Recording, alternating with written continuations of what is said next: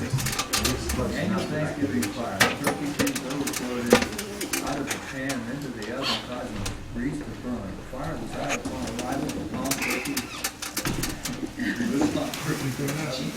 The oven was on back to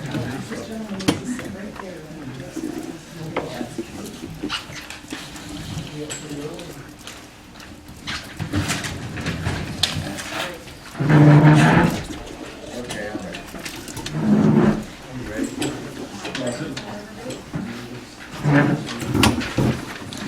You ready?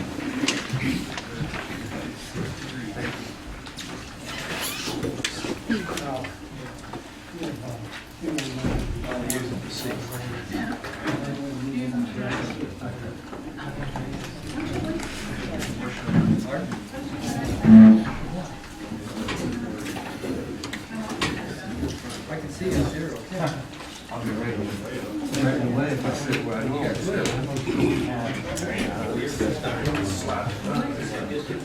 Good, how you doing?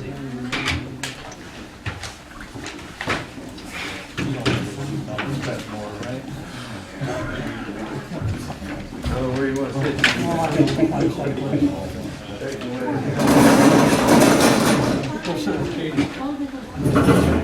There you go. You gotta take that way. Oh, no. Somebody comes in behind me, you get him for me. Do that taser. No. It's right there, right on.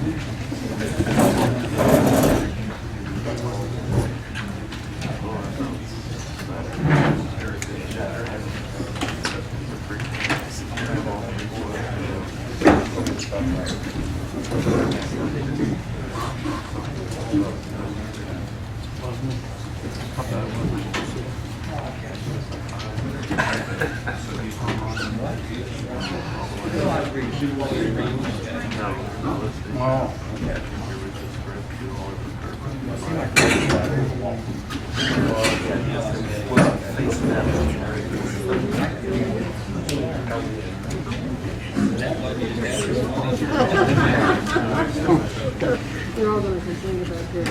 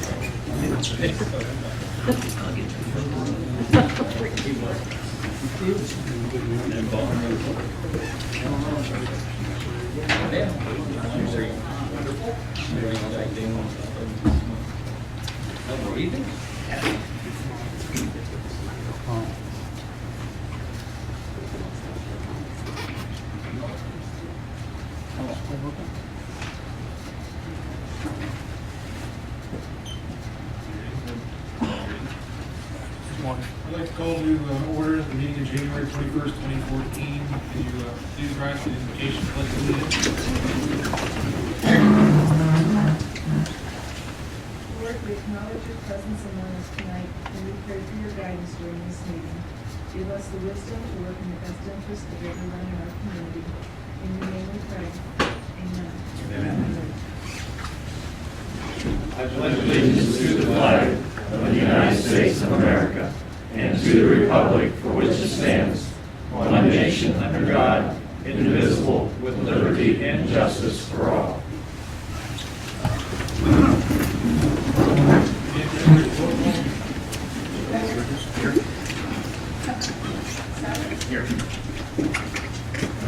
Here. Yeah. Here. Simpson? Here. Wakeman? Here. Here. Blaisdell? Under approval of meeting minutes for January 7th, is there any errors or omissions? None will stand as presented. Before I go into the reading of communications, quickly, I'd like to jump to 9A on the agenda. Family here, I think that we're going to call for a motion to Corey Bernacini to the auxiliary police force. Because there's family here, I think it would be nice if you have any input on this before we. Yeah, just a couple things. Auxiliary police unit, as you well know, they do a lot of work for the city. A lot of traffic control, a lot of things to do with our festivals and events throughout the year. Without the auxiliary police department, I really don't know how we cover all the things we have to cover during the year. So these positions are very important. They're very hard to fill too. It's hard to find people who have the community spirit and the willingness to volunteer and give up their time for their families. And we have two men here that are willing to do that, Alex Pryor and Corey Bernacini. One's from right here in the city, the other's from Rogers. They've both been investigated. They're willing to come forward and help us. Both of them are going to be future prospects, we hope, for the part-time and then maybe even later on to full-time employment.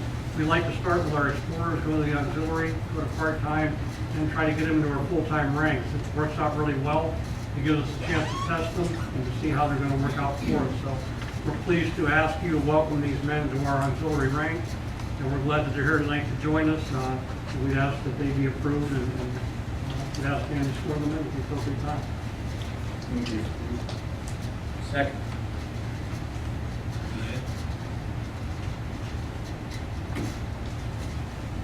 Becker? Yes. Sauer? Yes. Green? Yes. Schwann? Yes. Callender? Yes. Simpson? Yes.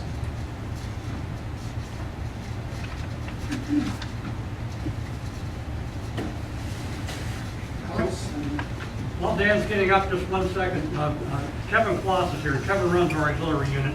He also runs our Explorers. I attached to your meeting minutes and notes thing about our Explorer post. Kevin runs that for us as well. I'd be remiss if I didn't mention Kevin's good work for the city. He puts in a lot of his own time. And this is a guy who's been here. He's the most senior guy in our unit, our police department right now. He's been here a long time doing this. Does a heck of a job for us, and he's really a good right hand when it comes to getting this stuff covered and bringing people along through our system. Thank you very much. Mr. Chair, for my comment, Kevin Kloss is one of my Boy Scouts and an Eagle Scout. Kevin Kloss has worked with scouting from the time he was 7 years old, as I remember. I think he deserves a good pat on the back for what he has done for the community throughout his lifetime. Kevin, thank you.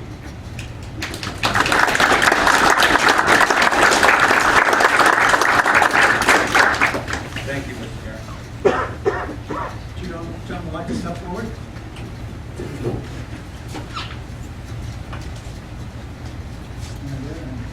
Raise your right hand, please.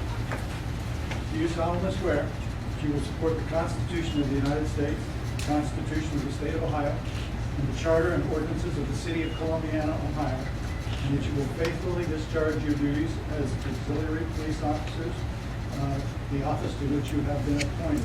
If so, say, I do. I do. Okay, we're glad to have you. Thank you, sir. Thank you, sir.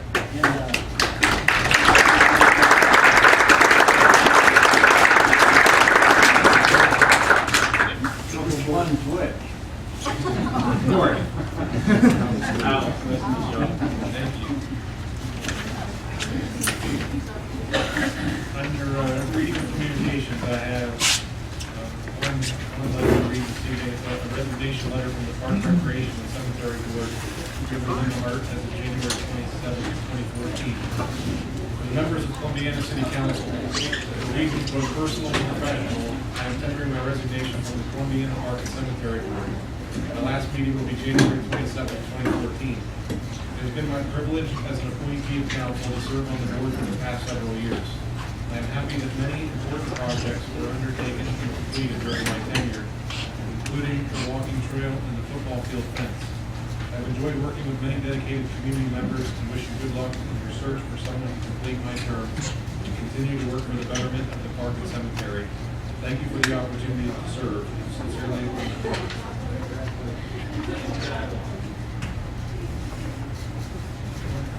would you like? Looking at the dates here, we'd like to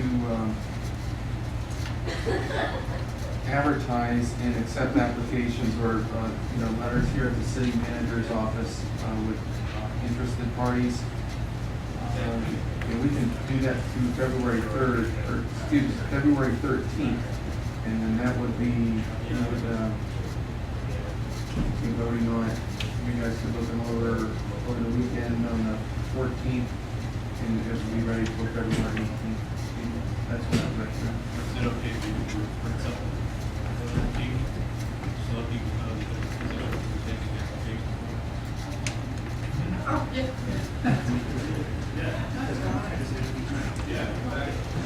under reports of commissions and boards, you've received Park Recreation and Cemetery Board meeting minutes of December 16th, 2013, Board of Zoning Appeals meeting minutes of January 9th, 2014, and Planning Commission meeting minutes of January 14th, 2014. Are there any questions or comments? If not, there's several people on the list to appear this evening. Before we get into this, is there anyone desiring to appear that wouldn't have placed their name on here to speak? Anyone desiring to appear? I'm wearing a microphone, I don't know. No? Okay. First on the agenda to speak is Rob Schwartz regarding Wine Fest.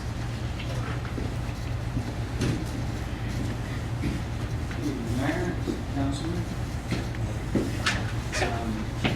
I previously had requested, on behalf of the Columbiana Tourism Bureau, a date for the Wine Fest that was June 21st.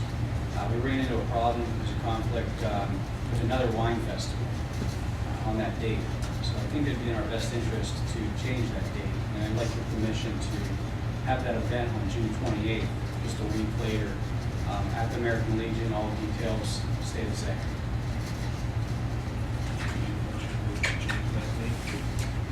So moved. Second. Deanne?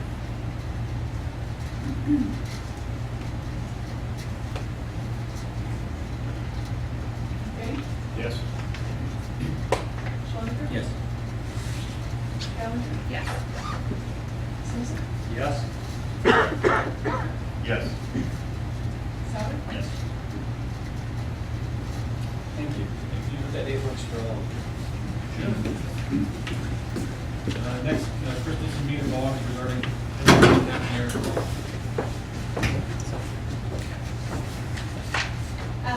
First, before I get into that, I actually wanted to take the time to present a check of $200. It's going to be our donation from last year's Halloween Half Marathon to the Columbiana Police Department with intent for them to use it for their auxiliary.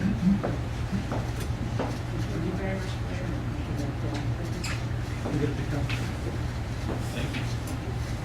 As most of you know, last year was a first-year event for Half Marathon, and it was a very successful event for us, and we are looking forward to doing that again this year.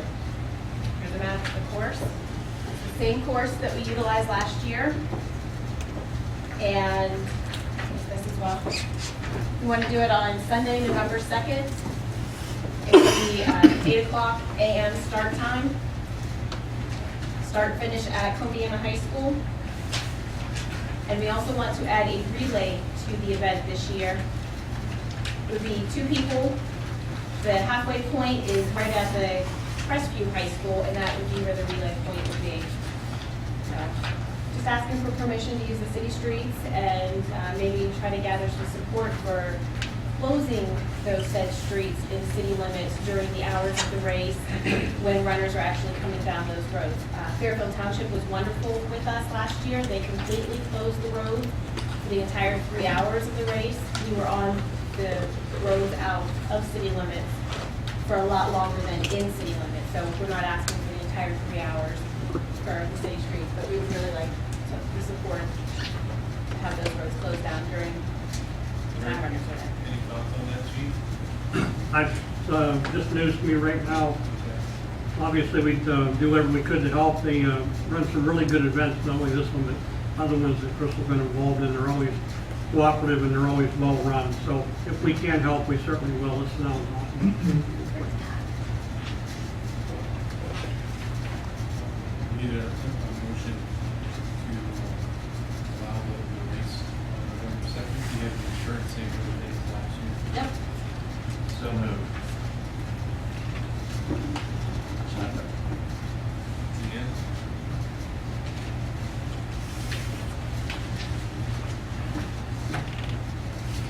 Challenger? Yes. Simpson? Yes. Becker? Yes. Thomas? McBain? Yes. Challenger? Yes. Thank you. Thank you very much. And next up is Chris Ryman from Arcadis regarding the water treatment project. I knew I was gonna do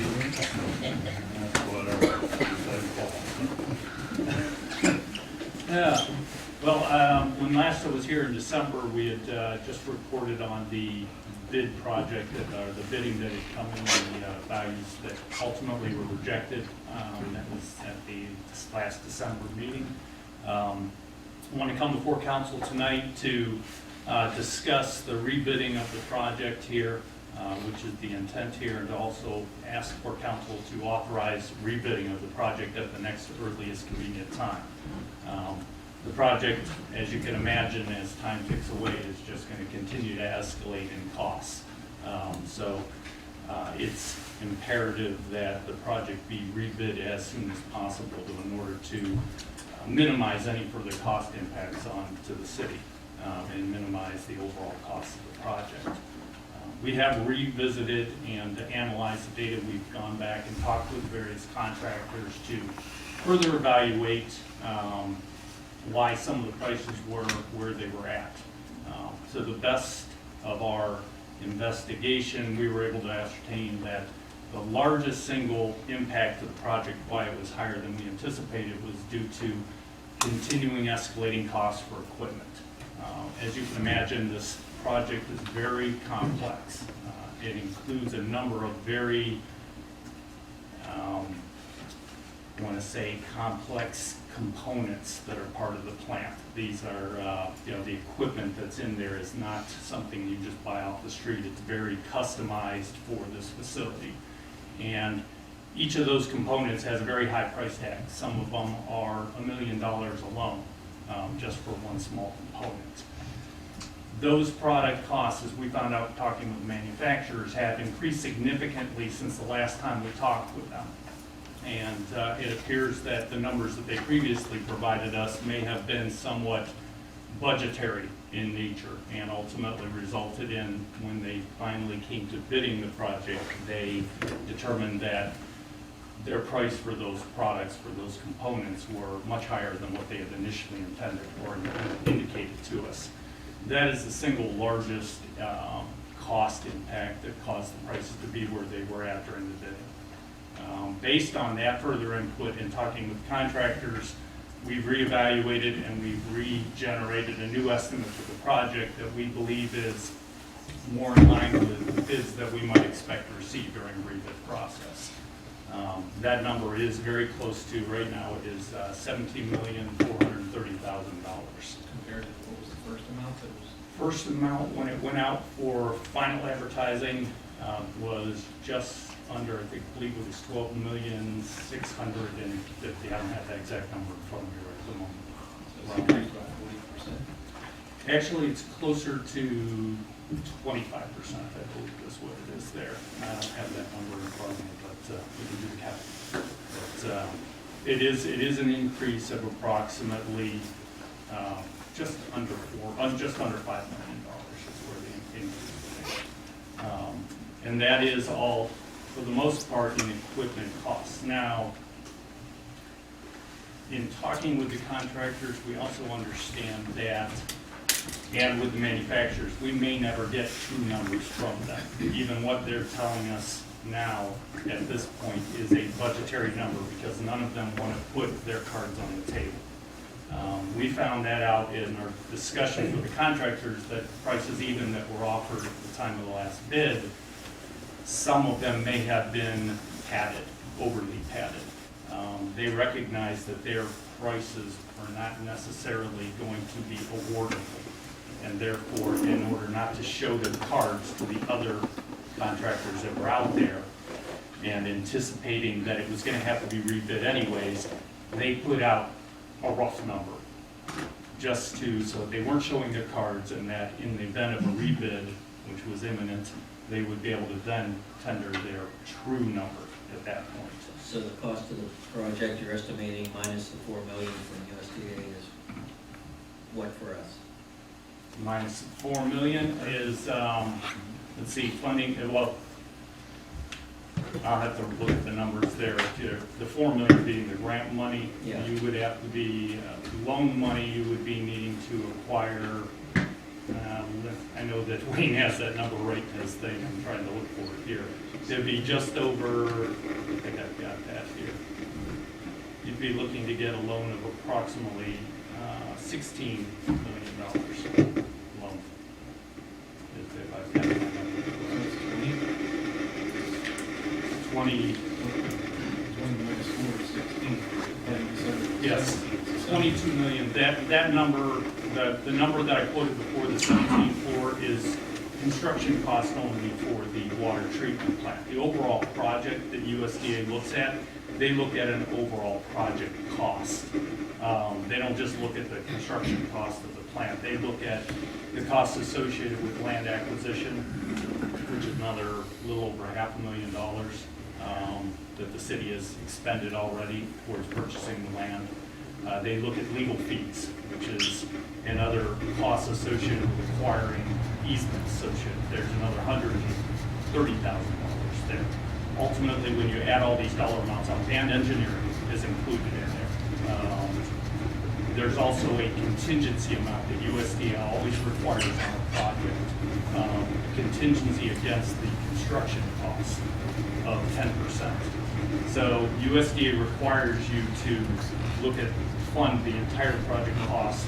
That entire project cost is just over $22 million, but includes $1.7 million of contingencies. That's set aside money that USDA requires you to fund, whether upfront or with your own finance sources or elsewhere. But that is money that needs to be set aside in the case that something occurred during the That money project. would not be borrowed if we didn't use it. Correct, yes. And we've had some discussions, and we're still trying to get an answer from USDA on whether or not that contingency could be reduced even upfront. And that's where you wouldn't have to borrow it if it can be reduced upfront. And ultimately, if it doesn't need to be borrowed, then you wouldn't have to borrow it, and that'd be, however much you would need. If it's $1.5 million that you don't end up using, then that's $1.5 million you won't have to fund or utilize in rate increases. Budget as I know it to exist is on the screen.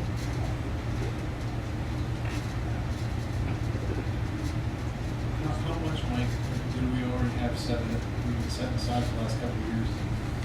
Well, all we were doing was putting in the loan amount, the original loan amount, which I saw right there, $10,204,000, and the USDA grant, which was $4,090,000.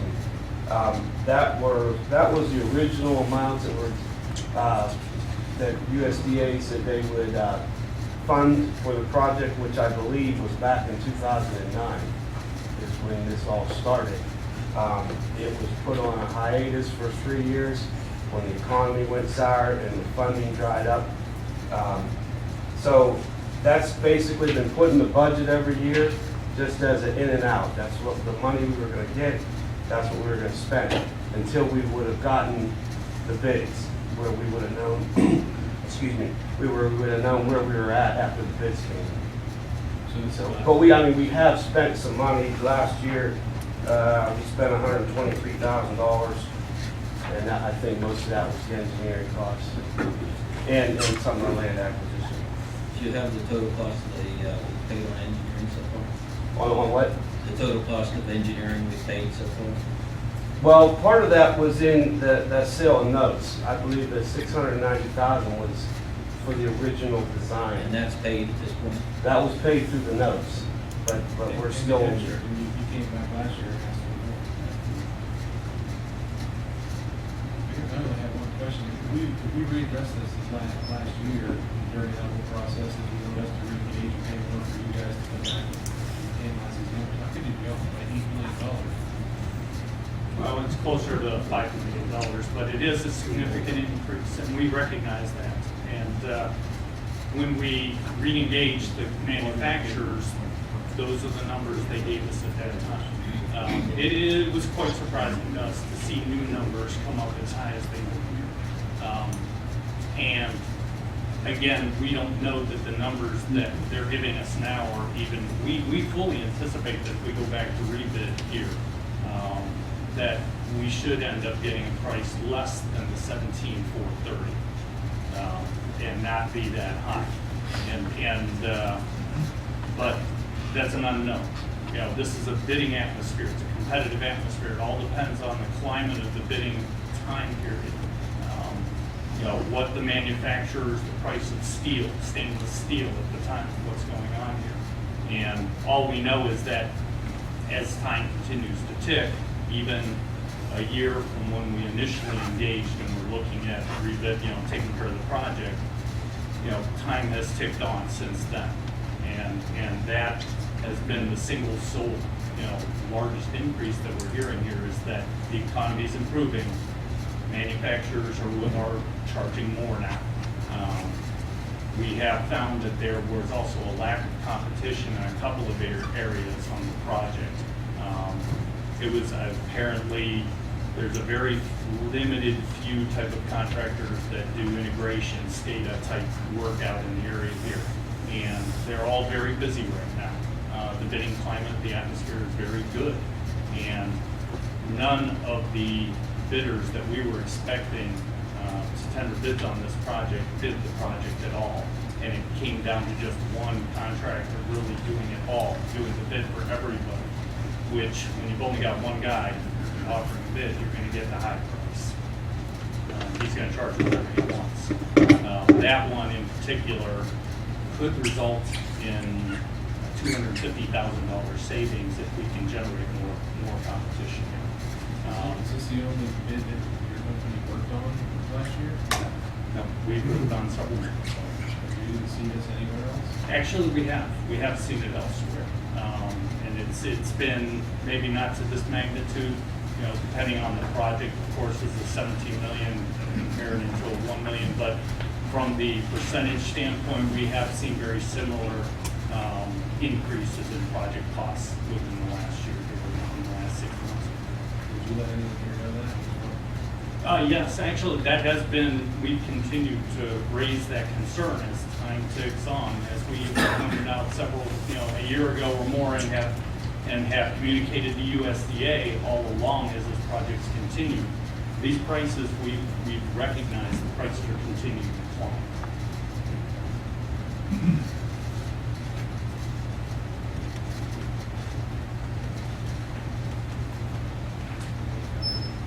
It's my understanding we need a motion to advertise the bid.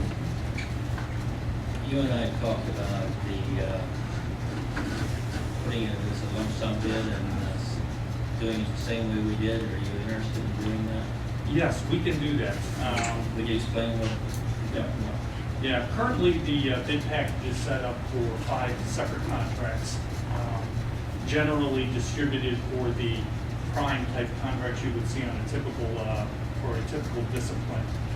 General mechanical, electrical, HVAC, plumbing, and there is a 5th contract for the clear well, which is a very distinct, specialized tank type construction, requires its own contract. The way the bid package is set up now is that bidders can offer a bid, a lump sum bid for each one of those independent contracts.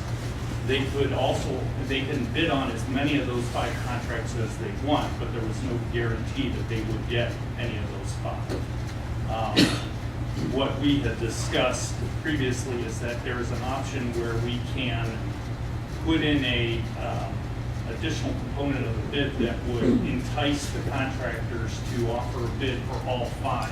What we saw on the last bid is we only saw bidders offering one bid for the most part for one of the contracts only. In some cases, if you can get a large enough contractor, it will be a significant enough project where he may provide a better price if he can get the entire project, all 5 contracts. Even though he may not be able to do all of the components and he may end up subbing some of the work to a smaller guy, it can sometimes be to their benefit to take over the entire project and they can reap better profits overall on the project. Sometimes that can turn into, ultimately end up being a cost savings to the community. What we can do as part of this bid package is offer an opportunity for a contractor to offer a lump sum bid or multiple bids that can be combined together with a reduction, such that basically they can offer a bid on all 5 and say, if I get all 5 contracts, if you award it to me, I'll also give you a 10% reduction on the total cost of my bids.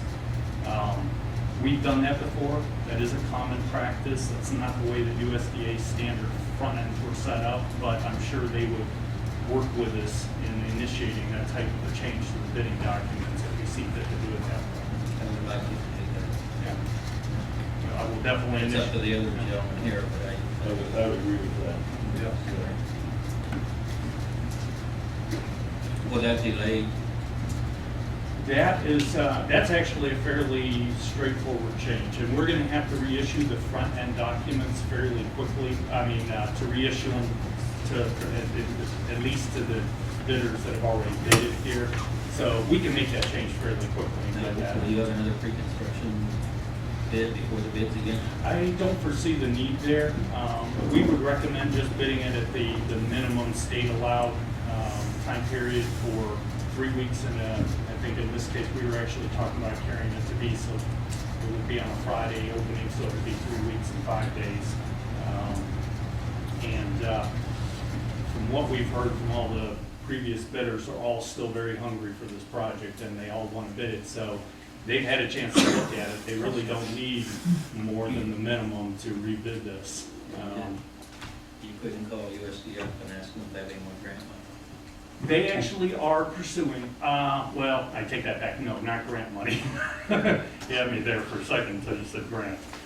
They're looking into loan only, but they have not indicated that there's any more available grant money. You could ask. I'll ask, yeah, I will definitely ask again, it can't hurt to ask. Wasn't it based on the percent of the cost of the project? So if the cost of the project goes up, theoretically, that should swing. Yeah, they typically, now it's changed over the years, typically USDA would grant in the past it used to be a 60-40 split against whatever the total project cost was. And I don't recall what the final split was on this project back when they did this, but I know they have also told me that more recently it's getting closer to 20-80 now, instead of 20% grant. So even if they were willing to pony up more, they might look at the new number and say, well, we've already given you 20% now, that's where the 20-80 split is at now. So we'll definitely ask them again, see if that is available, make that, impose upon them the desire for the city to seek that if they can get it.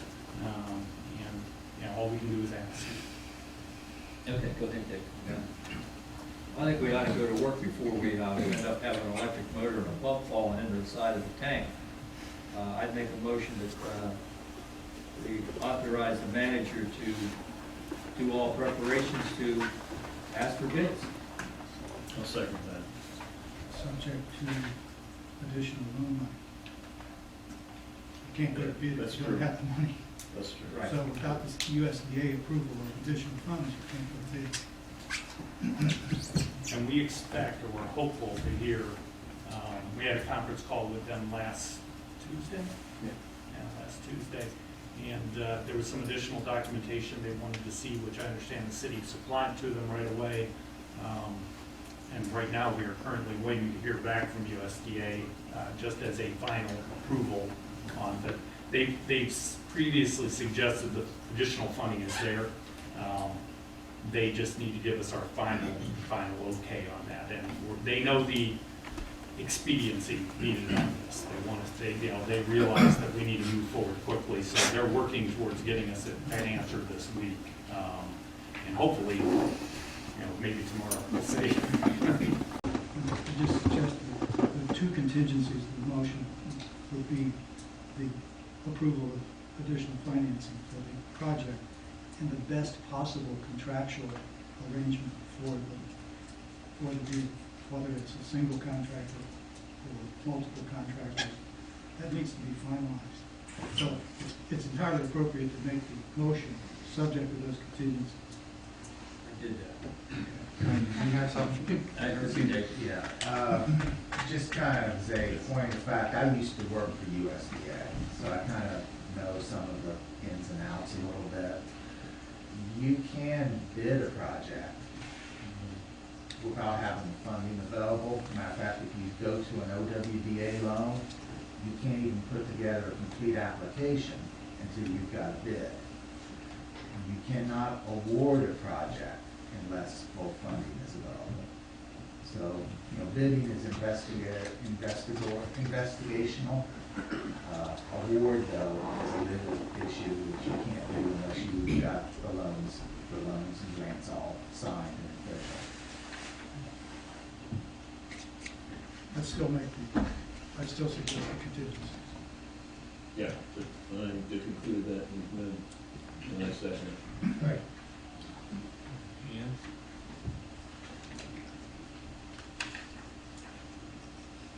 Souter, Yes. McBain, Yes. Schoniger? Yes. Callender? Yes. Simpson? Yes. Becker? Yes.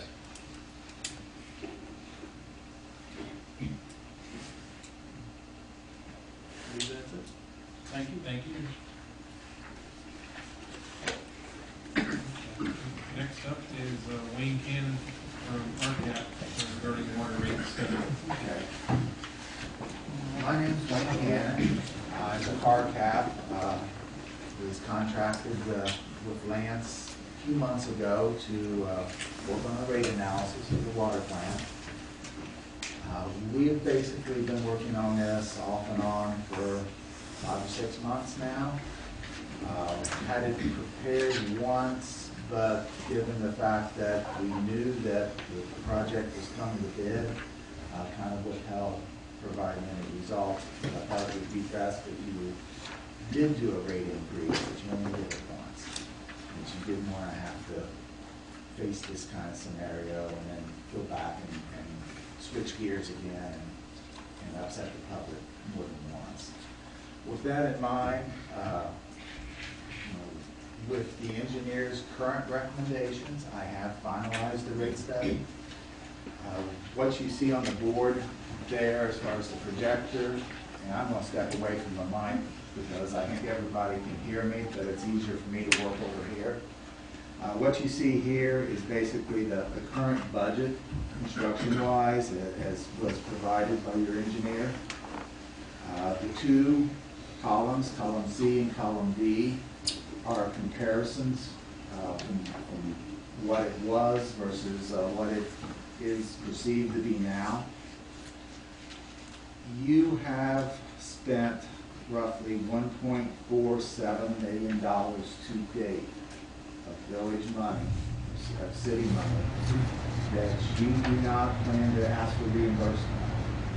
So that's how much you've got invested in the water plant right now, without any further proceeding.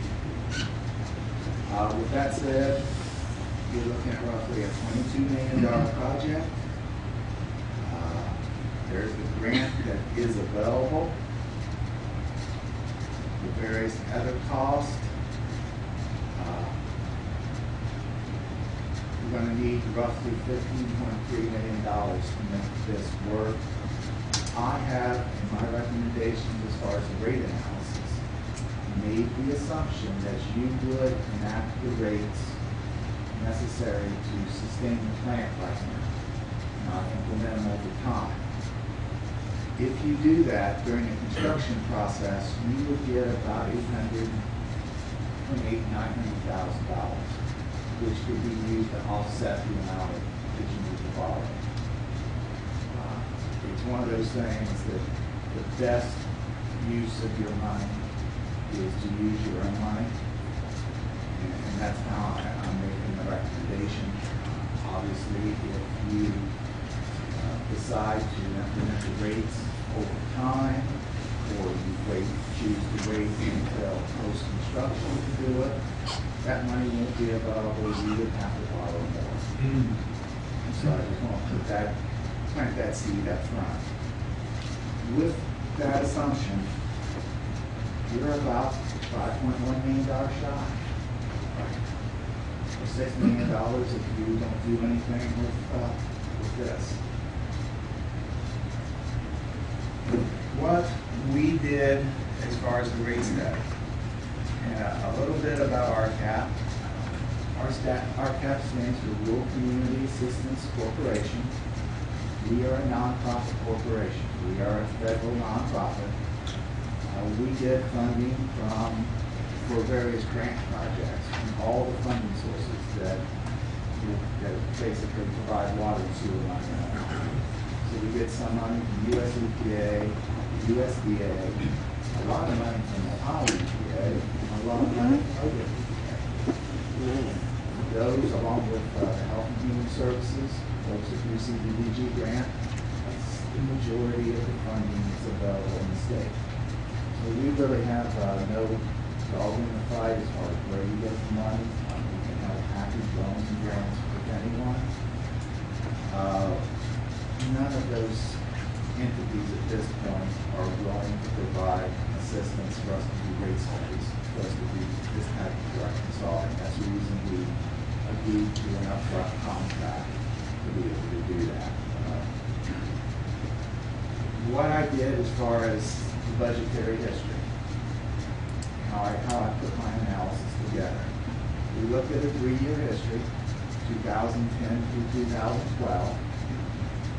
Tried to sanitize it by removing any non-typical costs. And if you notice, there are lines, and you've got the reports in front of you, if it's easier to see, and it's information you can take home and review. But those adjustments have been made to take those costs out. Did the same thing on expenses. Then looking across various, you can see there's non-typical there, and some change items that we'll talk about more later. Looking across the years, put years side to side, was able to look for trends. This is just a very simple trend analysis. For that particular line item, we took an average of those 3 years to come up with our typical year analysis. Anytime that you want to know where a number comes from, you go back to the budget history. There is a methodology column there that explains how that typical year number was derived. Those numbers were then carried forward into the projections. I've got a typical here on my projections. We then made adjustments for various inflation. We always use inflation at roughly 3.5%. Remember our kickoff meeting, we gave you some justification on that 3.5% inflation. Inflation from 1914 to present has averaged 3.46%, roughly 3.5%. That includes the deflationary period of the Great Depression, World War I, World War II. So that's a safe long-term number for that particular figure. Looking at those recommendations, we come up with a budget for the various line item expenses and a budget for how much, including capital items, is going to be necessary to build the water plant and to make it sustainable over time. That number is kind of a given. We then work backwards into what the rates have to be to support those expenditures. The expenditures for, in your case, include the budgetary history. It includes the new water treatment plant and the loans for those.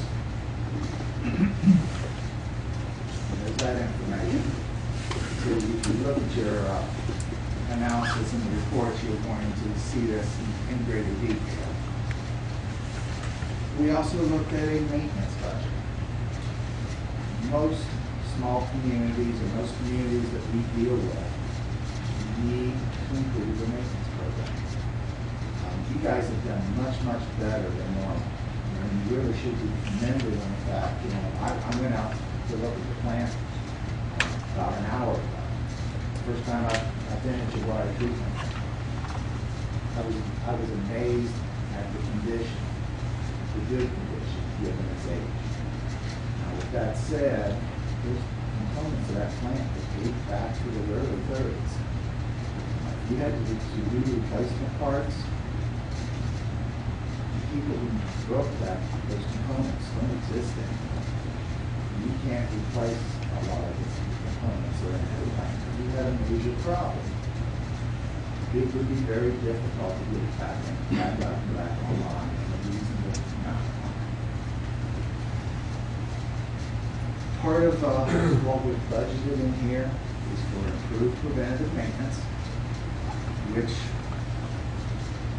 given the attaboy that we just talked about as far as you have done a reasonably good job, you haven't done anything as far as valve maintenance. There's been no valve exercise program. So we budgeted a little bit of money for a valve exercise program, along with a little bit of additional money for leak detection. We had kind of a trend there, a 3-year trend of increasing water leaks, some of which was explained to me today, but that doesn't detract from the fact that the pipe in the ground is different. And we need to talk a little bit about doing some asset management. Those are mostly main-time costs. We also budgeted some money in there for predictive maintenance. Just because we build a new plant doesn't mean that it will last for 40 years without having anything done with it. Nothing lasts forever. And when you walk through a facility, you can predict with a certain degree of accuracy when things will wear out. If you've got an asphalt roof, 25, 30 years, it's going to have a new roof. But a rubber roof, you might get 50 or 60 years, but it still don't last forever. Looking at the water treatment plant, the new facilities, the operator and Lance helped come up with some cost of things that would need to be replaced, say over a 15-year period. And, apologize for things not fitting, but this column of figures, $97,000, is predictive maintenance. If you're going to make that plant last for 40 years, which you have to if you're going to take a 40-year loan on it, you've got to put some money back into the pot. We did the same thing for the distribution system, recognizing we'll have to replace some valves and hydrants, we're going to have to rehab the tanks, upgrade the SCADA. That's roughly $60,000 over the same time periods. And you've got to maintain your equipment, which you've come up with an additional $9,000. All that stuff added together would be about $167,000 a year to make the system sustainable on an O&M basis. You're not buying new equipment, you're taking care of what you got. That's something, though, that has to be put back into the budget. Also, they came up with a couple of additional projects that we need to talk about as far as the distribution system. Mixing system for one of your tanks and a short section of 12-inch water main. Something that, this is a 5-year history. If you're going for loans and grants, you've got to have some money to be able to match. So that's putting some money back in for that. If I carry those thoughts forward into my budgets, I now have a line item for improved preventative maintenance. It was at 1810 that I put in a typical year. Predictive maintenance, there's that 167,000. Capital improvement, 36,000. And then we've put in some provisions for having just normal amounts of working capital. And the water business is like any other business. You've got to have a certain amount of working capital to make ends meet. Those sustainability factors are incorporated into the budget along with the increased debt. And the debt service, if you look down, there is where the debt came from. Basically, I showed it as 2 USDA loans, even though it will probably, in your mind, is just one. I did that because this one is already there. There's an obligation. That money is set aside specifically for the city. It can't be used for by anybody else. This is the one that you still got to request. I would be very, very surprised if you show a budget that where ends meet, that you will get that money. A, because it's loan money. They're always looking for loan-only projects. And quite frankly, you guys are a good investment. You do a reasonably decent job of maintaining the system. You've got the history to prove that. And with a budget, if you implement a rate that will support that, you will get that additional money. There's no question in my mind that you won't get that additional money. The question as far as grant, because you got to kind of realize a little bit with how USDA allocates money.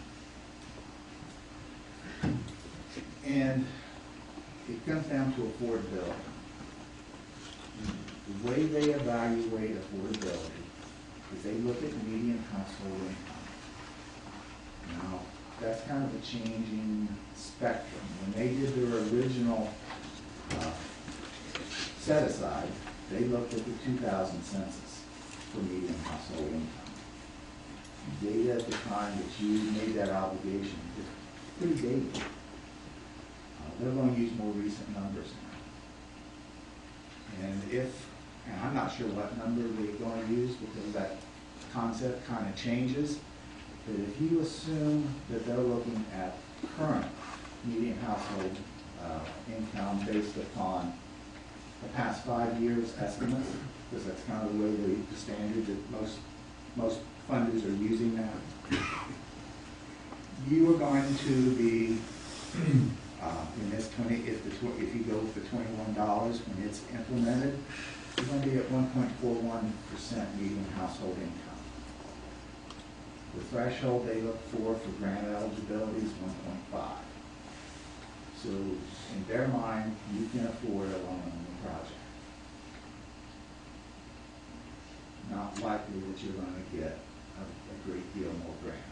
If you get grant, it's because they've got some grants setting aside someplace that they need to get rid of. And it's probably going to be a piddly little amount.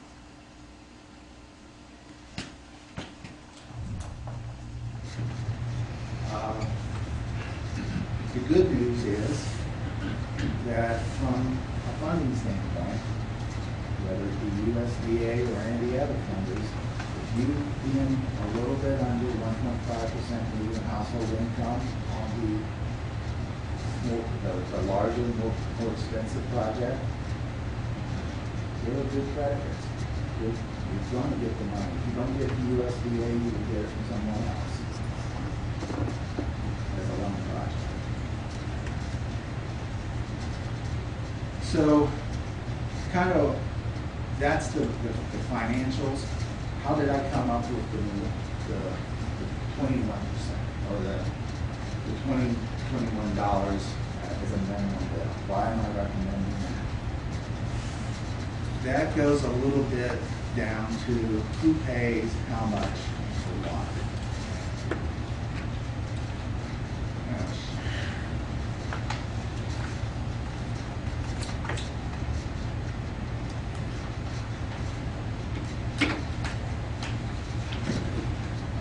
Apologize while I sit down. I'm not good at standing like this. I guess the next thing that I wanted to show you before we go there is a fixed cost analysis. And what I did here is I took the typical year. That same methodology, the same typical year that we came up with from our original guidance on history, and did a fixed variable cost analysis. From a theoretical standpoint, if you're taking rate study 101, they're going to calculate a rate based upon the concept that fixed costs need to be covered by a guaranteed source of revenue. Fixed costs involve salaries for your office personnel, which you've got to bill for them regardless. Salary for your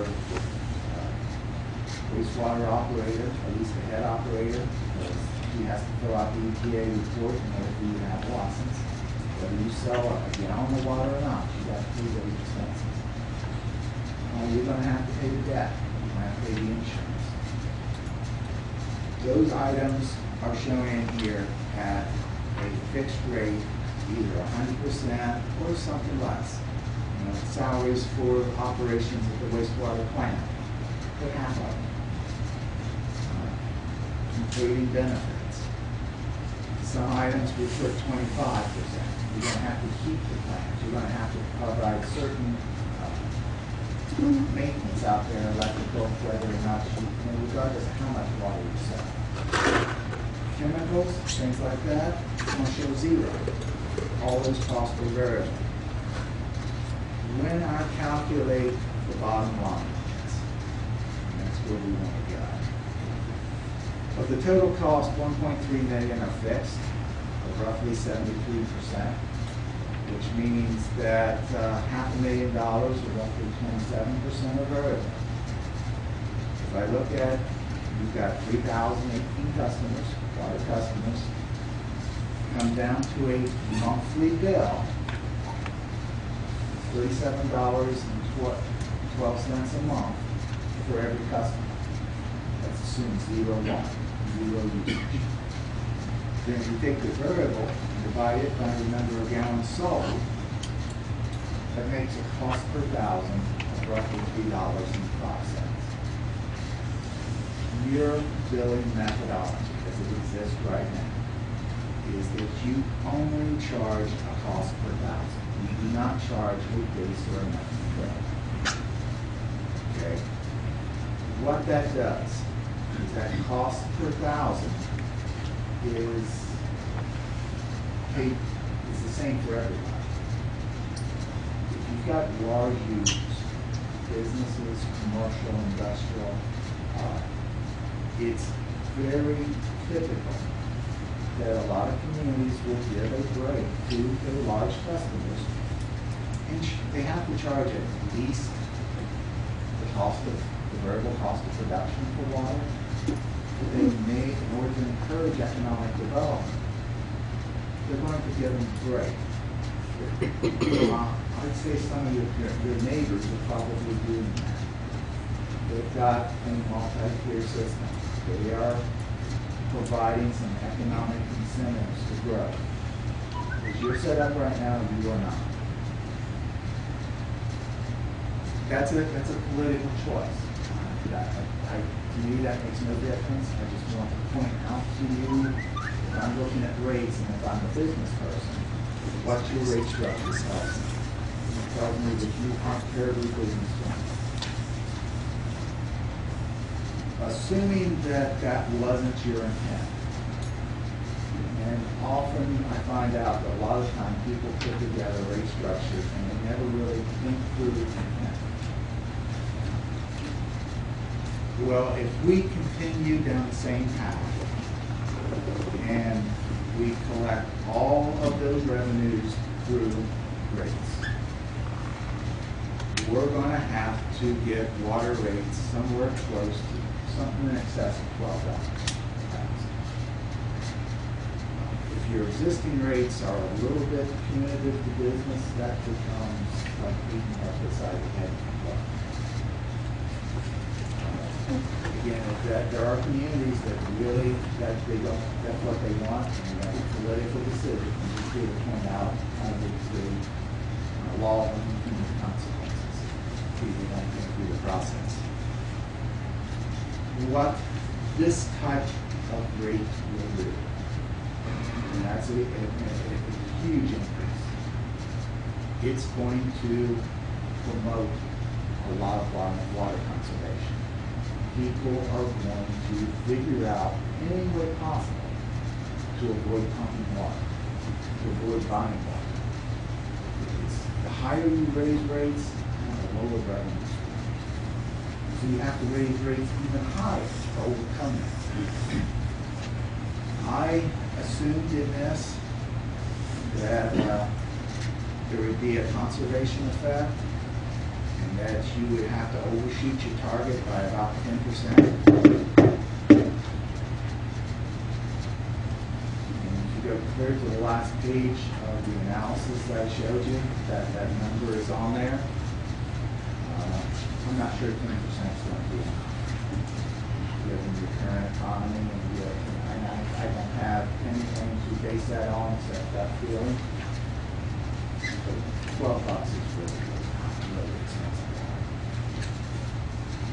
An alternative to that, and when I look at most communities, they are charging a base minimum for zero usage. Kind of back to our theoretical rate. If I calculate our theoretical rate, that was $37.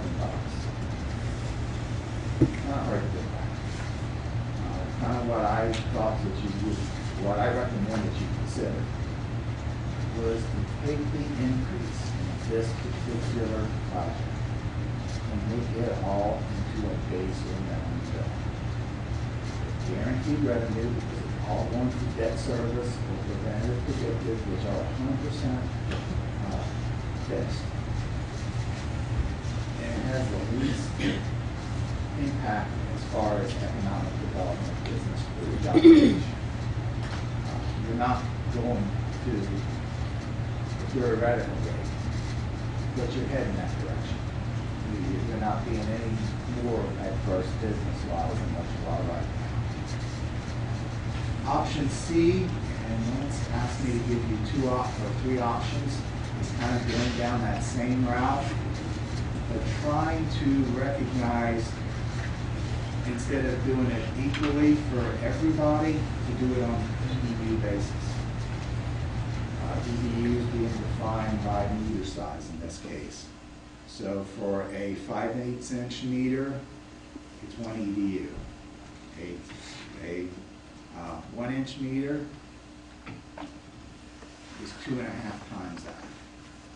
A 1.5 inch meter is 5 times that, so on and so forth. There is a chart, and I'm not sure I gave you that, but if you look at flow rates based upon AWWA measurements, a 5/8 inch meter will flow 20 gallons a minute. A 2/4 or 1 inch meter will flow 50 gallons a minute, or 2.5 times. There are the communities that use that type of methodology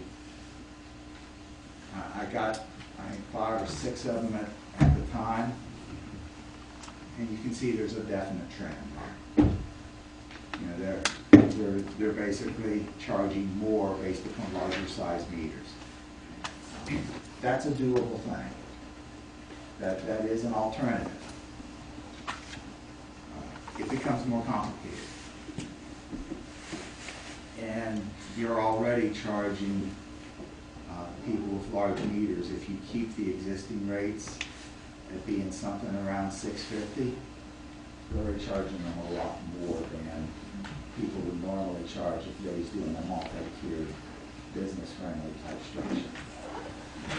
To clarify, under that plan, you're suggesting that we double our water rate currently?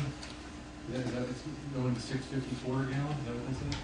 And before you said it was Basically, you're gonna, if you use it strictly by rate, yeah, you're gonna have to roughly double it. If you are going to $21, this is what it is right now.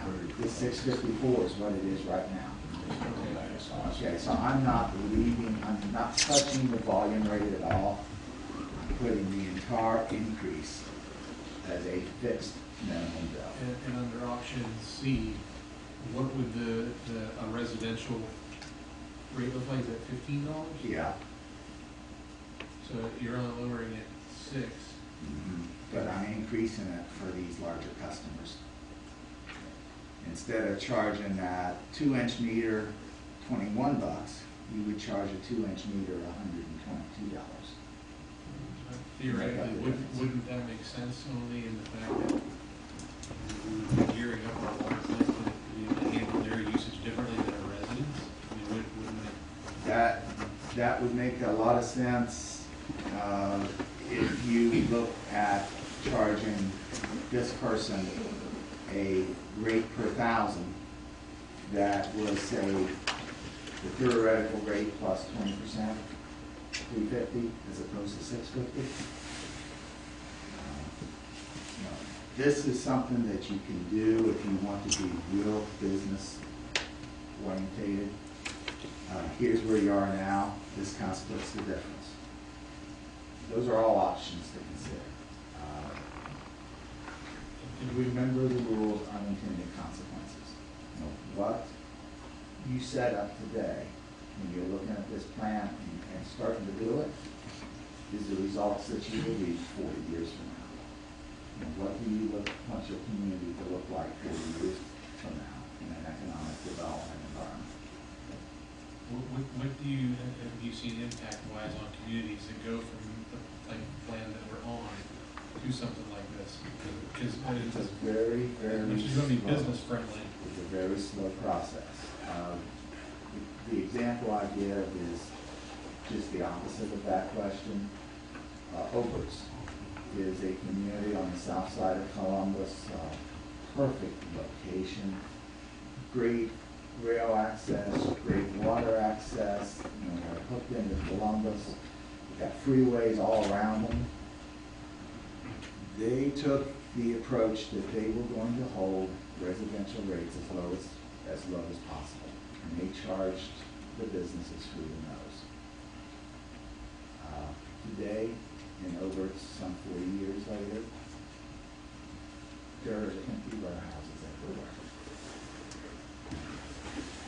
From an economic standpoint, they're all good, great condition. They used to be manufacturing plants, you know, a few hundred employees. Now they're warehouses with. Are their homes empty too? No, they've got a good housing base, but they got no business base. They're in a position in Columbus where people can drive 15 minutes and get a job. For them, those empty factories don't present much of a problem. There are employment alternatives in the neighborhood. Most rural communities don't have employment alternatives 10, 15, 20 minutes away. We do. We're in Youngstown, Canfield, Lisbon, and Salem. And that's a political decision. Mayor, do you mind to say something? I just have a question. If I'm understanding this correctly, and you know, just pick your brain while everybody's here. The city's in the business of selling water. If I wanted to come buy water by putting in a nursing home or a building that was going to utilize a lot of water, and I'm getting punished, essentially, you know, I mean, if I go buy lumber, you go to Home Depot and buy lumber, you're going to pay what you think is a great rate. But if I go to Home Depot and buy lumber because I'm a builder, I expect a better rate than you. Okay, and if I don't, I'm going to a different lumber store, because to me it's not fair, because I'm spending so much. Same goes with water. I mean, I don't feel that, I don't use a lot of water, but I don't feel that somebody that would, if we're trying to attract businesses, which in turn is going to attract people for my homes and for the community, and for us to have a healthy community, because I don't want to rely on Boardman or Youngstown or Mahoney County or anybody else, but I'm a member of the community. I look at that like, you know, you're punishing the businesses for getting the bigger meters who are using more water. I mean, it should almost be the opposite, where your analysis should look at a growth segment. How do you compensate these extra costs by increasing the growth? I mean, you know, there's no study that looks at, is there, you know, what people are close to us that need water that we're not selling to? Where is that? I mean, you know, is there a study that you can do representing the businesses that are around our area that we could sell water to, and the population, the consumption, and then try to experience some of the costs that we're incurring to them?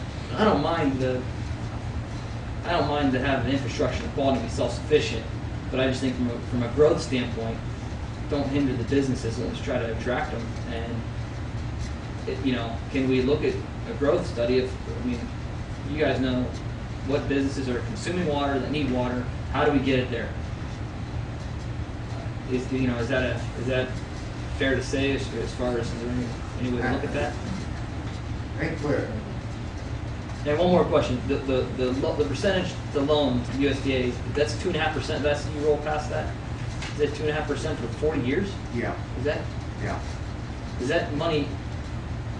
I guess what I'm asking is if the city has additional funds elsewhere, Mr. Mayor. Well, you pay the minimum back on that 40-year note. Do you have more expensive notes out there that can be paid down quicker? And that's a pretty cheap.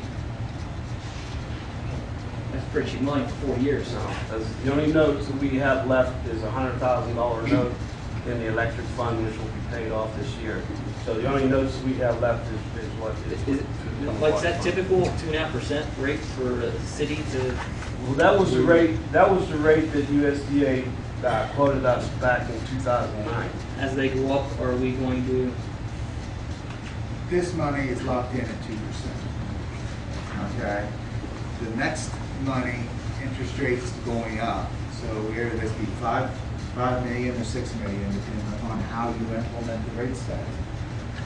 They're telling me that rate's going to be 2.75%. It's not locked in until the money's actually offered. So if the money the cost of funds continues to go up, that can go up. But the 10 mil is locked in 2%. 10% is locked in. And in your history, this is pretty cheap money for even cities. Yes.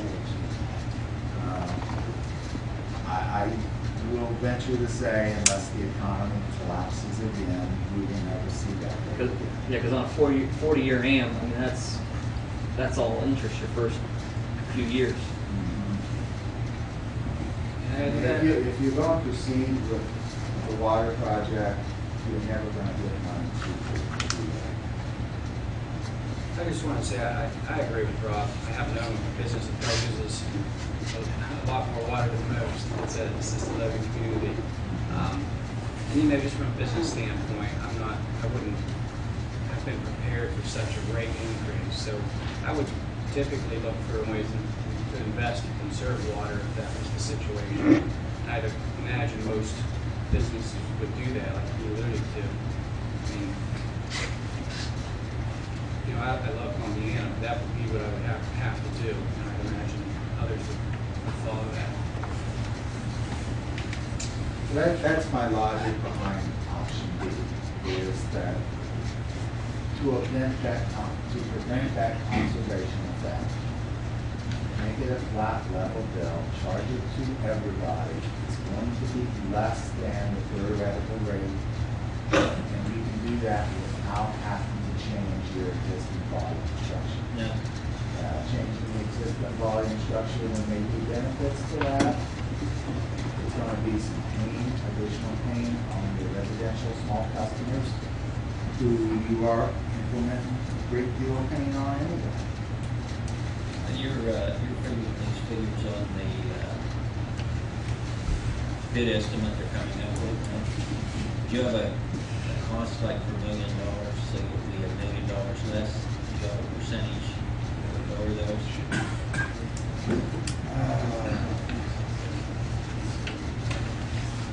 Let me see if I No, can do that. that's over the sleeves.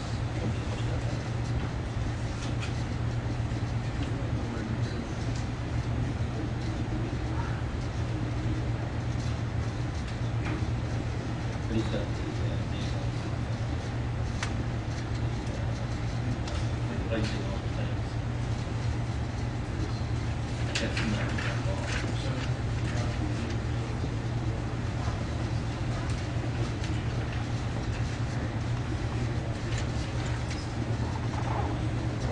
$170,000, will that change?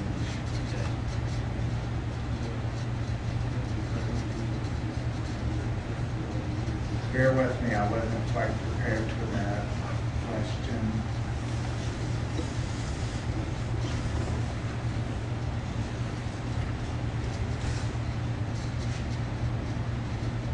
What's the total amount you're borrowing to accomplish this? The total borrowing money to get to that $21 figure? Roughly $15 million, 15.3. And that does assume that if you implement the rate increase now that's necessary, you're gonna have that additional money to invest in the project. So you're saying we're gonna borrow $15,300,000? But there's $167,000 in annual additional cost you have to factor in that $21 as well, don't you? It's in that. I think you showed the debt service was 600,000. Yeah. Then you got another 160 or so in that annual maintenance. So those totals add up to 15.3? Should be about $750,000 a year. Annualized.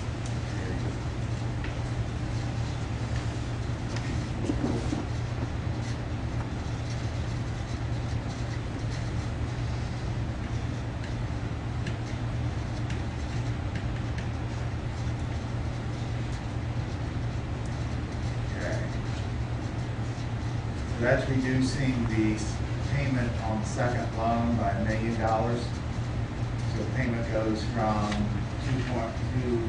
211,000 to 170. And if we go up to the top.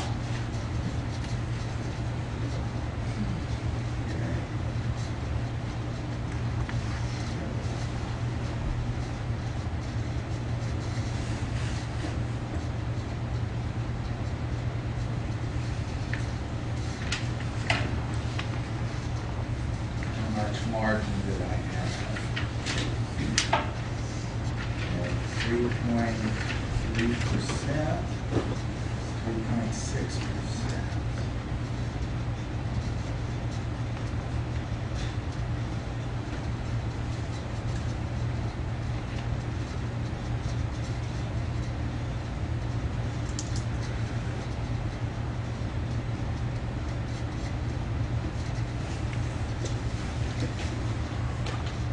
Okay, so from 21 to 19.8. I'm still confused on what amount So we're. the dollar. So $1 million reduced borrowing would reduce that rate recommendation from $21 to 19.8. The total amount borrowed is 15.3, right? Okay, that comes out to $16.30 a month per customer. So you're coming up with another $6 a month for the other costs, right? most of that is tied up in this stuff. Through preventive maintenance, predictive maintenance, so that they have the funds to take care of the new facility along with, How much is that here? let's, 167,000. yeah. There ends up being total 220.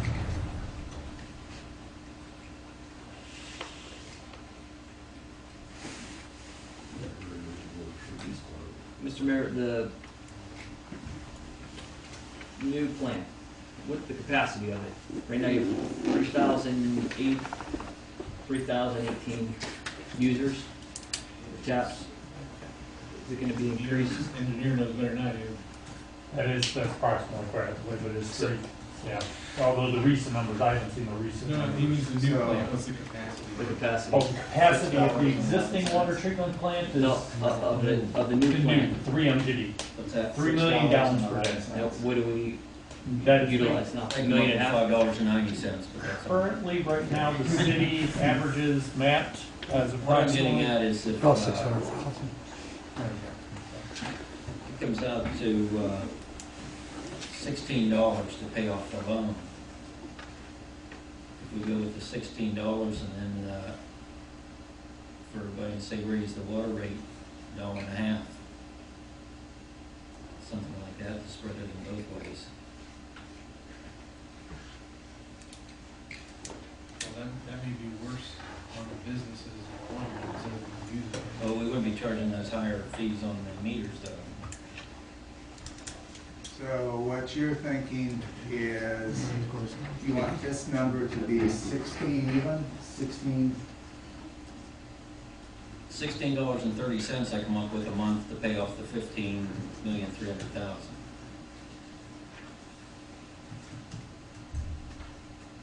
okay. That pays off the loan.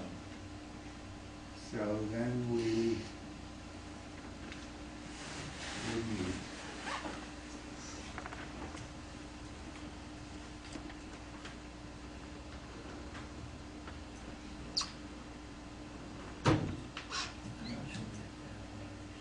I don't think so.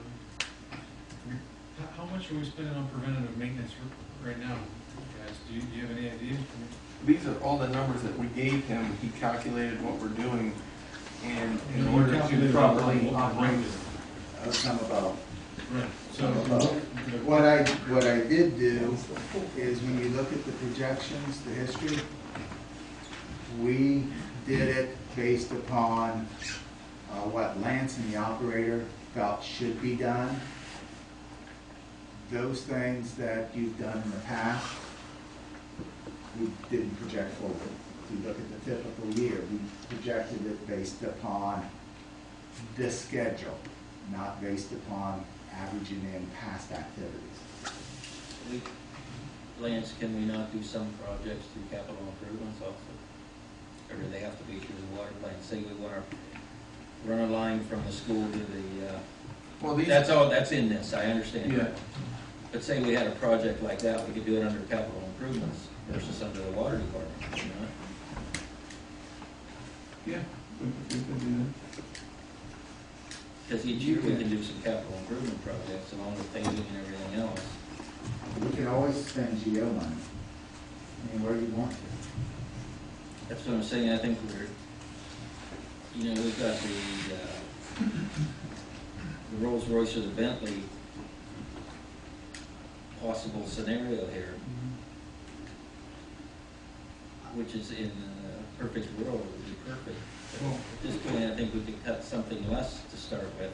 But in order to maintain this, the way that, you're talking to have it in 40 years, we have to start treating it like a Rolls Royce, or it's gonna be a broken down event. We've had another plane for 80 years. Such as Have you seen exercising, it? Yes, I have. such as exercising valves, other things like that, he's got costs added in, and I don't know that those need to be added into this. And, valve exercising is a great example. It's one of those things that if you don't do it the first year, it's no big deal. you don't do it for 3 years, you start to have some sticky valves, which will probably be okay. If you don't do it for 7 years or 10 years, chances are not a valve will work. They get froze. They're going to be stuck. So what's the cost of going out and exercising it once a year versus every 7 or 10 years replacing it? Matt, do we do none of that now? Yeah, we do about 50% of them. See, we already have that in our. Well, it's not a full valve. We exercise the valves mainly when we flush the fire hydrants. And when we have water breaks and things like that. I'm just trying to find examples of what you already do that are added into here. Kind of when I set this up, the definition of this column was, if you're going to do a better job of preventative predictive maintenance, what do you need in the way of financing to do that? That is what's in that column. Now, if you look down through there and you make the conscious decision that you don't want to do that, you need to fully understand the ramifications of not doing it, because at some point there's going to be a breakdown. Now, how do you deal with the breakdown? And, rather than saying we're going to cut $10,000 out of the maintenance budget, you need to tell your operator which items you don't want him to do. But don't get on him when something breaks because you told him not to do it. How many customers is the new plant projected to service? Yeah, that I don't have that number right on hand. The plant was based on, the 300 capacity was based on the 20-year, which is a standardized design analysis. We look at a 20-year build-out period for the community. Those numbers are included in the preliminary engineering report that was prepared for USDA to support and document the design of the plant. I don't have that number handy with me, but we can definitely pull it out. But it is looking at growth within the community over a 20-year period. So it's going to be higher than what you currently have out in the city. That would make sense, and hopefully economic development would support that, or it would be a new point to have a plant too big, or you don't have people that use it. Question though, right now 600,000 gallons a day, Matt, and you're talking 3 million. Like 15, So we're talking, I'm sorry? It's like 15-18% capacity. Yeah, so we're talking fivefold on the capacity. So you've already went to USDA. You can't, the city's grown 12% in the past 10 years. So if we look 20 years down the road, and just by general population, I mean, technically, his variables at $6.5, your variable that you're saying your variable cost is $3. So you have $3.5 that's going back to pay for the fixed cost of the plant. So the more you sell, you'd have plenty of waste if you ran the same capacity. Matt wants to sell water, don't he? Yeah, so I mean, we got sprinkler systems in everybody's yard, and but at the current capacity, there's no way to decrease the size or the cost of the nut that we have at 17 million. It's too difficult to do that because USDA is already on board. They are on board, other than getting a final approval on it. So they are on board for getting additional. They're looking at everything now. So going back to the growth analysis, again, we're looking at this being with inflation. The plant's designed to have a 3 million gallons per day capacity in 20 years. But our rate study has not taken that growth into consideration of what, I'm just trying to understand here. So we're designing a plant, we're paying X dollars for it, but our rate study is not including the growth of what he's figured in for the size of the plant and for our community. Gotcha. You're correct. That's right. I'm basically basing my analysis on the present need. You haven't entered in what he said any growth. How do you project growth that hasn't occurred? Well, if the engineer's required to do it 20 years, growth. I think we're the, If we cut that in half and go at 10% growth, it would change this a bit. There's $3.50 there fixed cost that we could utilize, even if we're behind now. I don't know if you're allowed to do that or if it's the right way to do it, but that's the way that it was designed. Well, I also think that our system would be taxed a bit more, if our current plant, the way that it is. I've talked before about, like, over at Firestone Farms, a lot of people don't utilize their sprinkler systems and whatnot because of the paying sewer and everything on it, the way we don't have separate meters for that. To try to stop them from doing it, because we can't tax the plant that we have now. So we could make some of those changes that would bring some more load. Yes, I hold. But I think you could at least enter in 5% growth over this period to do the rates. I mean, if we just take the last 12 years and look at what 10% growth. for 10, the 2010 census was 12.5%. So if we just use that number, That included 2007 through 10 was the economy tank and it did. It did. And the other benefit to the commercial rates, if you had a water meter set up and we didn't have to pay sewer on homes. Like for instance, Old Sabre, we requested two 2-inch meters to feed the development when our lakes get dry in the summer. But we turn the sprinklers off because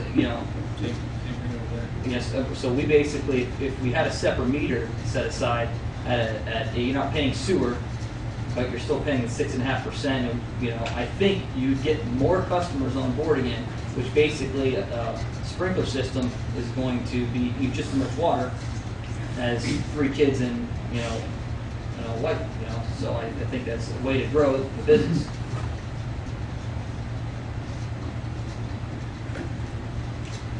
If I plug in the 1630 as far as a fixed or minimum bill instead of 21, then you would need to come up with the same revenue.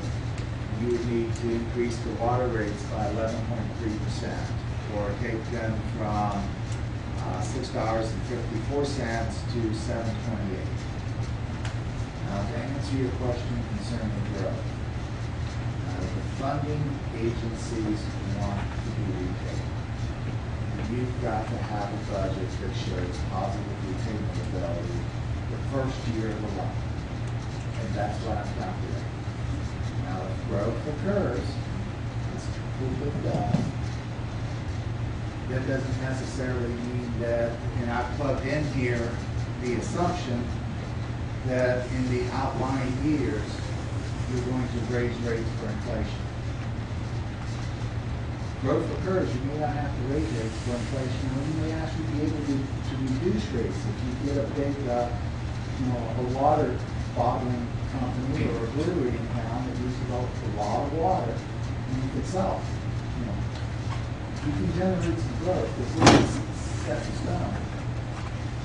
As far as the funding agencies go, the year that you finish construction, you've got to show them that you've got the ability to repay that. So USDA would be happy with 1630 to pay that up. That's a question for USDA. My calculations are based upon long-term sustainability. Yeah, I understand. And they requested this exact study, so they have this, and they're crunching the numbers as we speak. now they're only gonna be looking though at the numbers that were in the rate, so they're only looking at the $21 base rate or whatever was recommended in here. So anything different that's being calculated here now, they're not aware of. Right. And they won't make any assumptions. They're gonna utilize what's in the rate study for their consideration. So they're not gonna be happy with just repaying the loan, but No, I know that. they're gonna want us to maintain the I system understand. so that its operations, if it quits working, we can't repair the loan. I understand that. I would think that we already have money in our budget to be maintaining our system. That's what we're doing now. Well, yeah, I agree. You are and you aren't. The new plant's going to be more expensive to maintain. What you got now is so wore out that you can't even get spec parts for it. So you're not spending much money.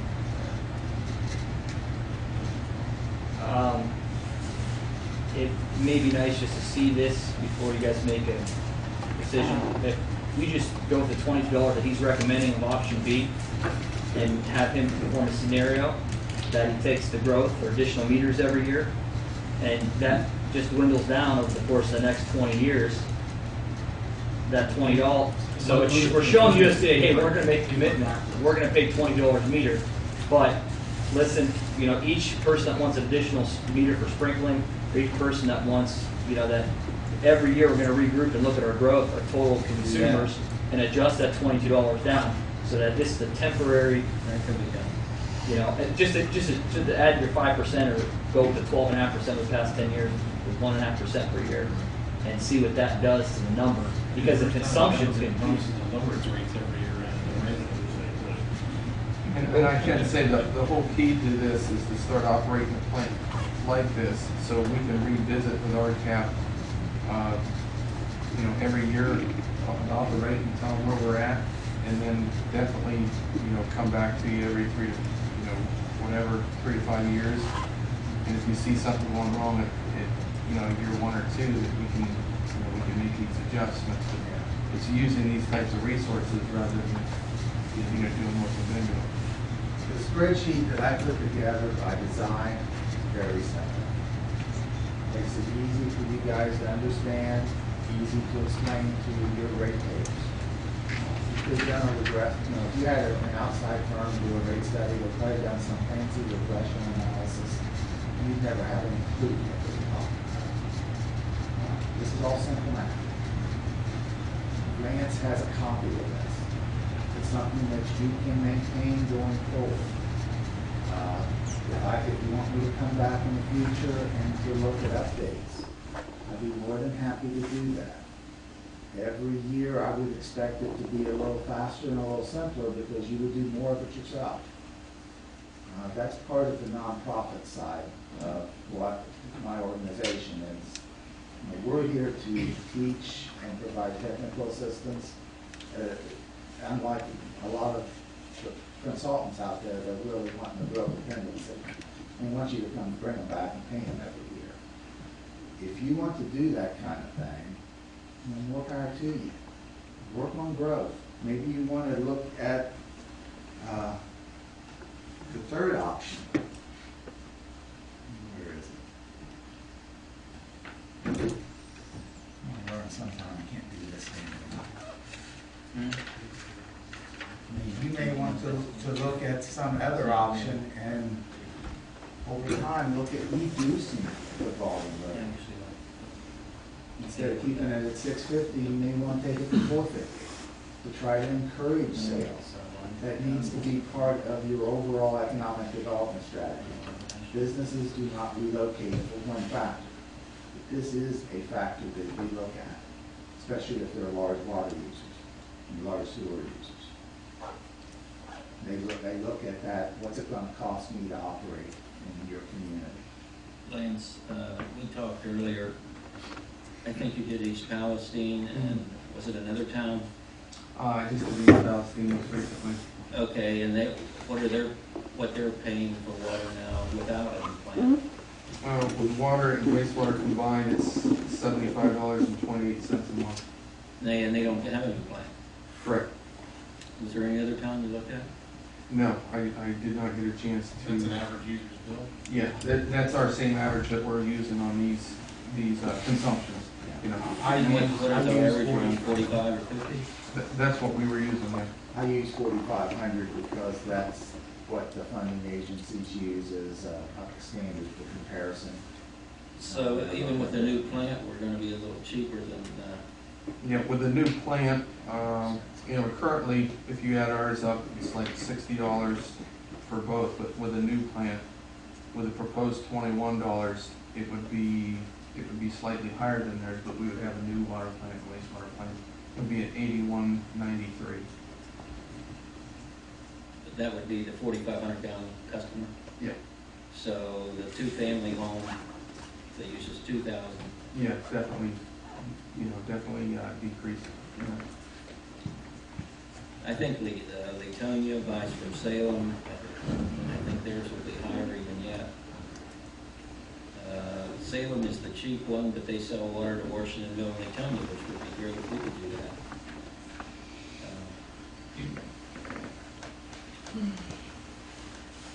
Just some thoughts. Anyone else have anything? You guys have anything else? Could you figure a line to Latonia in that cost? That's a question. for Not in the mine. board, so that wasn't anything that was provided to me.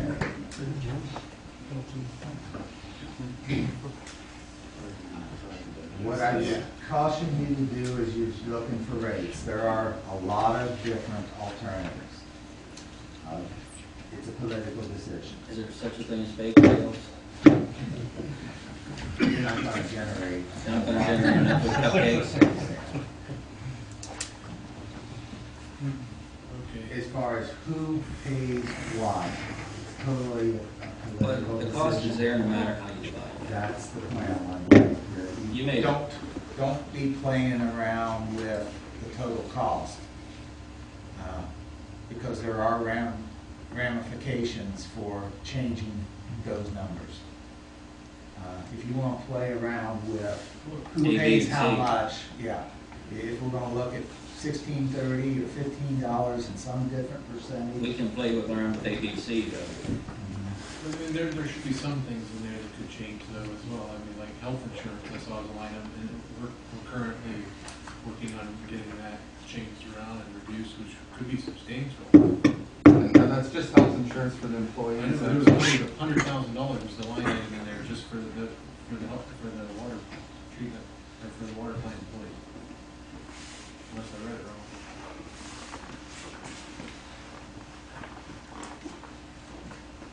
Let's go back. It's just $12.50 a month. 108,000 last year is what we spent for health insurance in the water department. And I based it on 2012 at 105. So. That's $1,250 a month per family. And what I did is I took 2012 actuals, and so actually my projections as a starting point. We did inflate them over time, but I'm a little bit below what you actually paid last year. But with what we're looking at doing, it could be substantially less yet. I just didn't want you thinking that it was all 50, 60, 40. You know. I didn't think that, no, it's way higher than $100,000. And again, you've got access to this spreadsheet. You know, if there are things that I have disagreed with on a line item basis, you know, by all means, take time to prove that. Okay. That's the reason I put it in that format. And I can email you the, I guess that was Excel. If you'd like it in the, file. I mean, does anyone else have anything to move on? Okay, thank you very much. Under the manager's report, we already did A, so hand it over to Lance.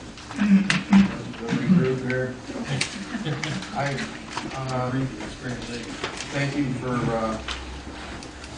council members for touring the water plant recently. That was nice. Thanks, Matt, for keeping everything running. Appreciate it.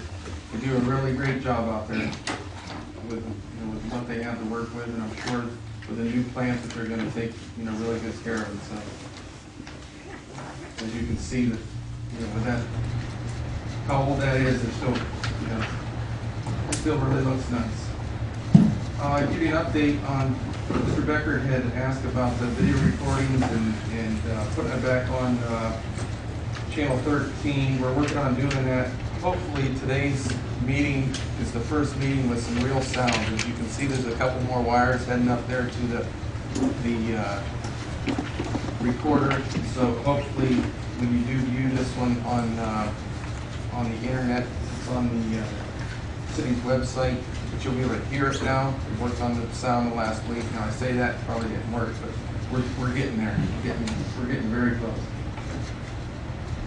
I had a manager's meeting with the entire management team, including safety forces. Very nice to work on some things and look to see what we're we're going to be working with within the next year. Got a lot of meetings with the new water plant. We're still continuing to investigate the water plant and make sure that we're making sound decisions. I mean, Matt has been up my office, we've been lots and lots of meetings like this, and also with USDA too, trying to make sure that we're doing the right thing here. One of the wells the other night experienced a problem out at the pole for the water plant.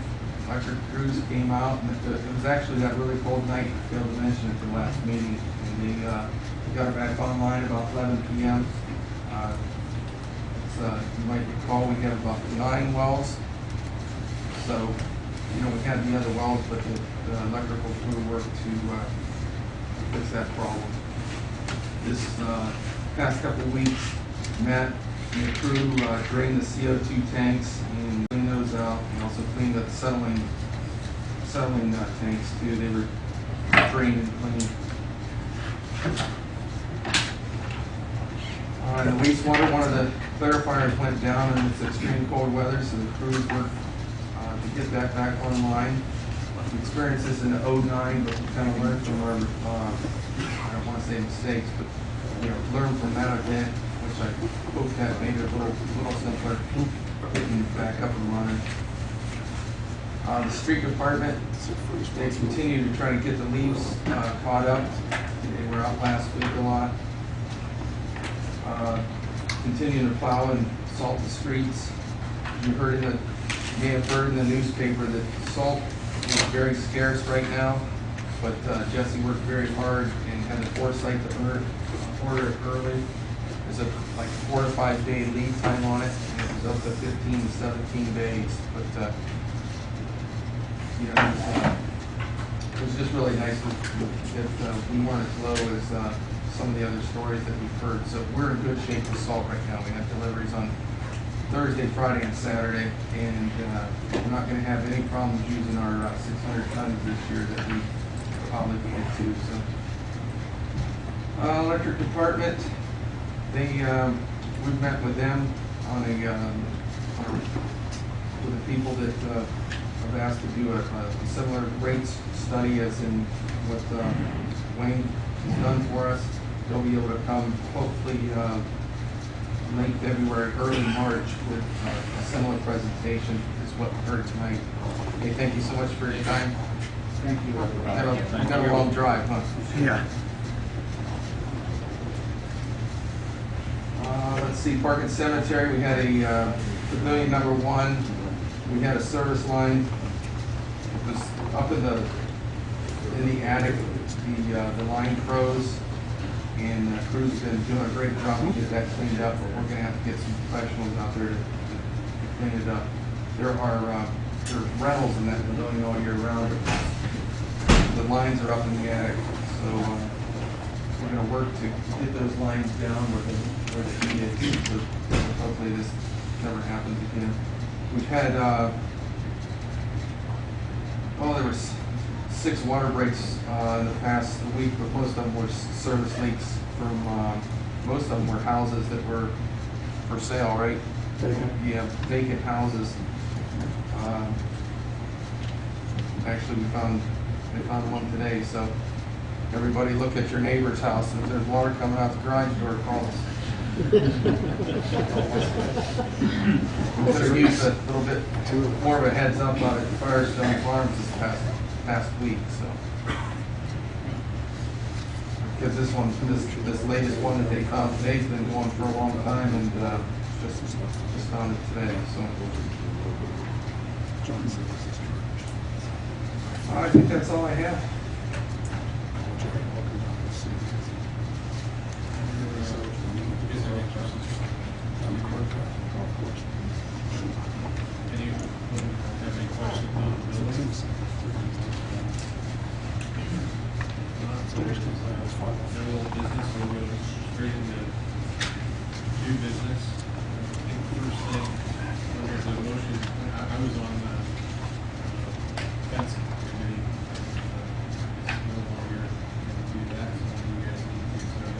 Motion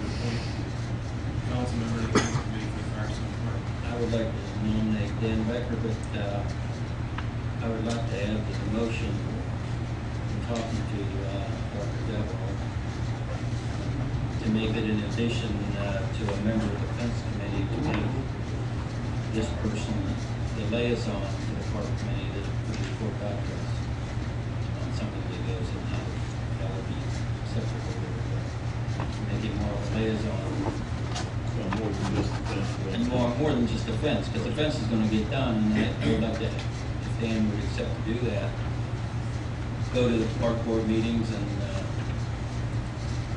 he's not gonna have a quorum or anything there to commit anything, but he could at least act more as a liaison. So I'd like to make the motion in that manner. Second it.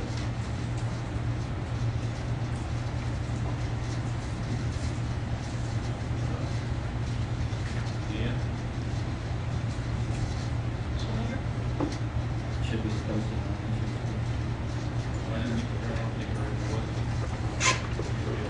Okay. Okay. Yes. Yes. Yes. Abstain.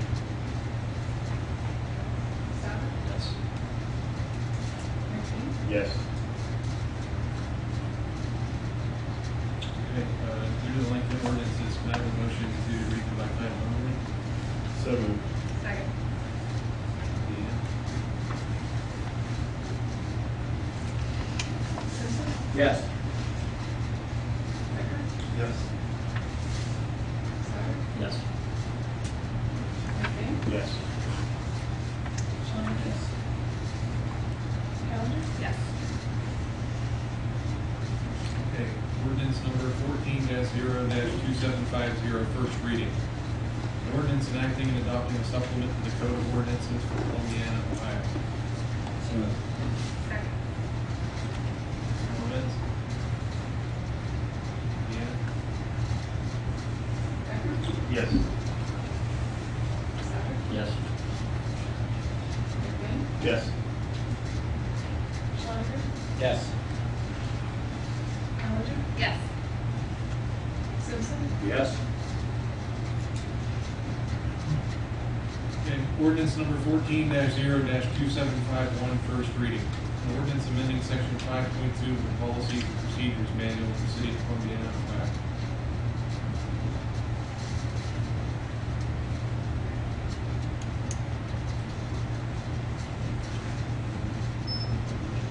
I'll make a motion. So moved.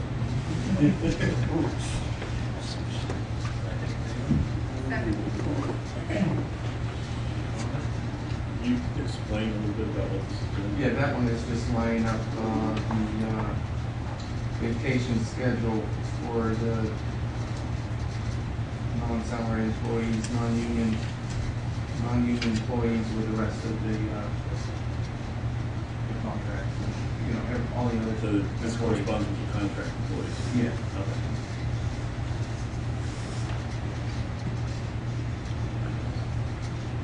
Dan? McBain. Yes.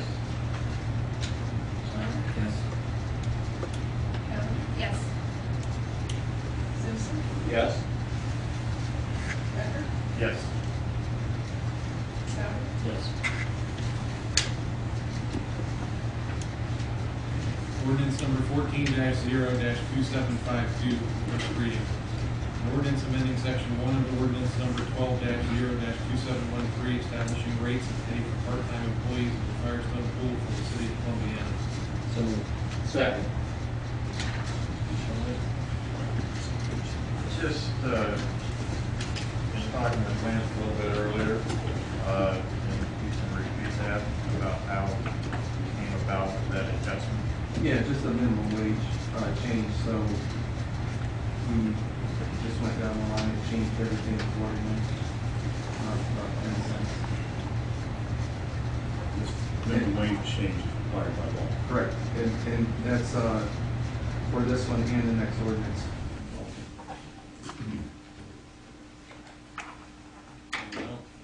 Dan? Callender. Yes. Simpson. Yes. Becker. Yes. Souter. Yes. McBain? Yes. Schlenker? I think it's the last one. Ordinance number 14-0-2753, first reading. An ordinance amending section 1 of ordinance number 12-0-2712, establishing wage schedule for certain full-time and part-time employees of the city of Columbiana. Move to approve. Seconded. Any comments? Deanne? Schlenker? Yes. McBain? Yes. Schlenker? Yes. Bellinger? Yes. Simpson? Yes. Becker? Yes. Council comments? You had asked for it earlier, but attended the planning commission meeting, and it was a pleasant surprise to see, I guess, 3 businesses, one expanding their business, welding supply coming in at the old Columbiana Motors. Said he'd have approximately 4 employees. I guess it was foot and ankle, was it? The other, and that going in and out. And we want to keep this coming every month, get a couple more businesses coming in, we'll use more water, get more city income tax. But I think we've made it, Columbiana is a place people want to be, and we want to keep it that way. Just a quick question. I know for the first of the year, we passed an interim budget for the first 3 months. What's the status on the budget for the rest of the year? We're currently working on it. We'll be meeting with the supervisors. We had a meeting with the superintendents the other day, and we'll be sitting down individually. In fact, tomorrow we're starting on electric fund. Do you have some sort of target on timing to bring it to council, or to review it with council? Right. At the latest, the end of February, so we can present it, in March. 2 meetings in March. In previous years, the department heads came and gave their wish list, what they want to do in the previous year. I think we could have 1 or 2 of them in the next 2 meetings. Give them 3 or 4 minutes to Yeah, we can do that. go over what they want. Yeah. The park. We actually got the parks wish list today. I don't know if anyone's seen it yet, but Ron Detlower was in it lower and dropped it off. And it's nice to see the superintendents come in. They don't have to give lengthy, just what they hope for in the coming year. Yeah, and I know that we're also turning to more of a vision of what we have to see. We know what Matt's is for the coming year. Vacation. Yeah, he can't take vacation. Any other comments? I need a motion to adjourn. So Scarlet from Germany. You guys do a good job. You better get your medication in now. Construction starts.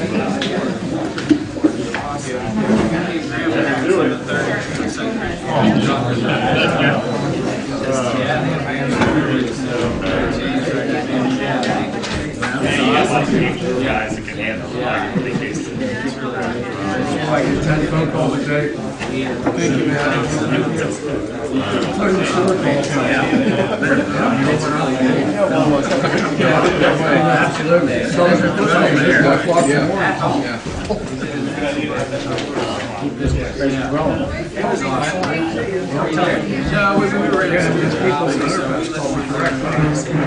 There we were, a couple hours later, all.